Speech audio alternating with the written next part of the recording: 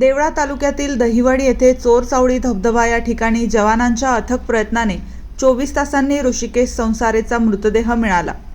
काल दुपारी 3 ते 4 वाजेच्या दरम्यान चांदवड तालुक्यातील एकूण 8 जण चोरचावडी धबधबा पाहण्यासाठी मयत ऋषिकेश शशिकांत संसारे राहणार वडगाव पंगू तालुका चांदवड यांच्यासह त्याच्याबरोबर विजय गोसावी चांदवड, कृष्णा शिंदे हिवरखेडे, विशाल मोरे पाथरशंबे, राहुल पवार पाथरसंबे, साई बोराडे चांदवड, प्रसाद शेलार चांदवड, सोमेश पवार चांदवड हे सर्व 8 जण धबधबा व पर्यटनासाठी चोरचावडी या ठिकाणी आले होते। शासनाच्या कालच्या हाय अलर्ट जाहीर केल्यानुसार सुद्धा नागरिक घरी थांबत नाही। काल 4 वाजेपासून रात्री 8 वाजेपर्यंत अथक प्रयत्न करून सुद्धा मयत ऋषिकेश संसारे यांचा मृतदेह सापडला नाही।